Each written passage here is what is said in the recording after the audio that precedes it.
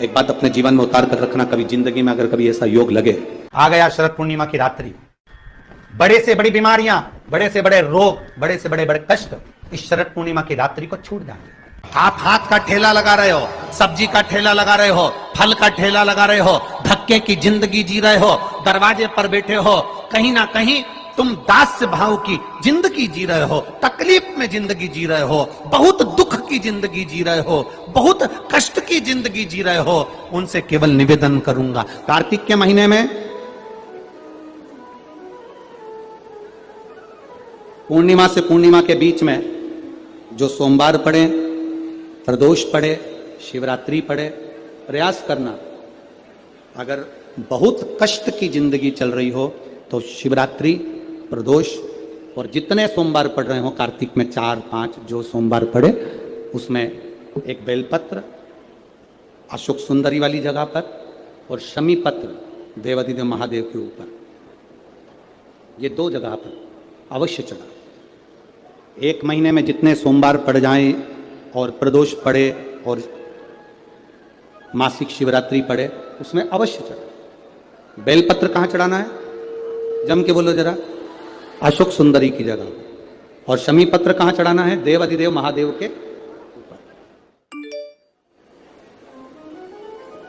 एक बार चढ़ाकर देखो, आपके जीवन का जो आनंद है, जो अपने हृदय की कामनाएं हैं, अपने हृदय के भाव हैं, कार्तिक का जो महीना है भगवान षडानंद कार्तिकेय जी के लिए मूल है। भूलवश भी अगर कोई बेलपत्र और शमी पत्र दोनों एक साथ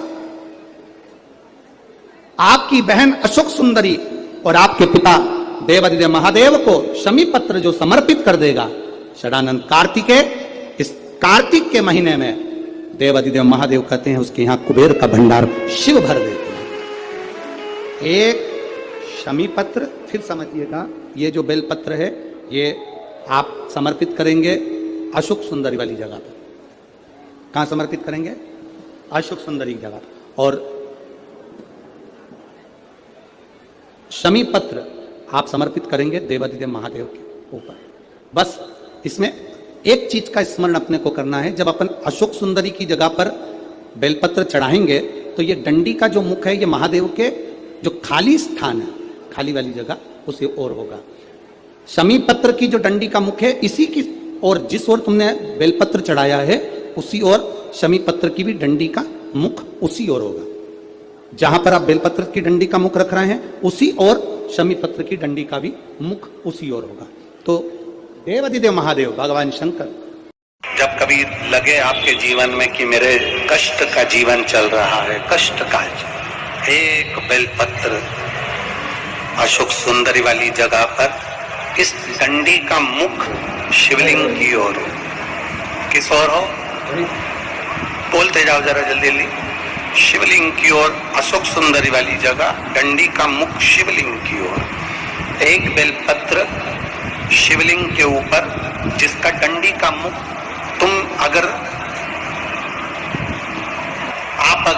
ये शिवलिंग है, आप यहां बैठे हो तो आपके साइड डंडी का मुख नहीं होना चाहिए, डंडी का मुख विपरीत दिशा में, आपसे पीछे। एक बेलपत्र अशोक सुंदरी, एक बेलपत्र शिवलिंग, डंडी का मुख उधर, और फिर जल की धार जो लोटा भरकर पानी लेकर गए हो, अशोक सुंदरी से शिवलिंग तक धार लगाना है। यहां से चालू करा, चढ़ाते चढ़ाते यहां तक आना चाहिए। वो जल की धार चढ़ाना प्रारंभ करो। फिर 3 महीने में हमको पत्र लिखकर बताना कुबेरेश्वर धाम पर कि बाबा सुना कि ना सुना। इस कथा को जितने छत्रपति संभाजी नगर के श्रोता भाई बहन श्रवण कर रहे हैं उनसे निवेदन करूंगा, 3 महीने 2 जगह पर जल चढ़ाना प्रारंभ कर दीजिए, केवल 3 महीने। एक शंकर भगवान के शिवलिंग पर, दूसरा बेलपत्री के पेड़ के नीचे। 2 जगह पर जल चढ़ाना 3 महीने लगातार चालू कर दो, बाबा तुम्हारा हाथ पकड़कर तुम्हें उन्नति की सीढ़ी पर चढ़ा देगा। एक बेलपत्री का नियम है, एक एक बेलपत्र चढ़ाने का नियम है, दुर्वा चढ़ाने का नियम है, धतूरा चढ़ाने का नियम है, भगवान को शमी का पत्र चढ़ाने का नियम है, शंकर भगवान को रिझाने का नियम है। शिव तत्व को कैसे रिझाया जाए, शंकर का अनुमोदन कैसे करा जाए, मेरे वो घड़दानी को कैसे मनाया जाए, उसका नियम हमारे यहाँ शिव महापुराण में वर्णित किया गया। शिव महापुराण में बार बार वर्णन करा गया कि एक बेलपत्र का नियम अपने जीवन को जो हम धारण करें, वो बेलपत्र कैसी चढ़ना चाहिए, उसका सुख क्या होना चाहिए। स्थान कार्तिकेय जी का स्थान, बीच में ये आ गई अशोक सुंदरी की मोटी सी लाइन।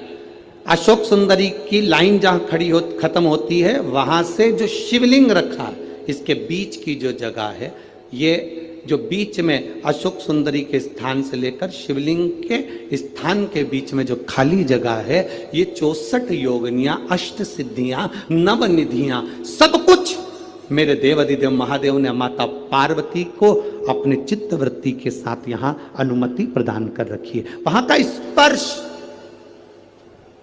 वहां का मात्र स्पर्श और हमारे दिल की बात, शंभो शरणे पड़ी मांगू घड़ी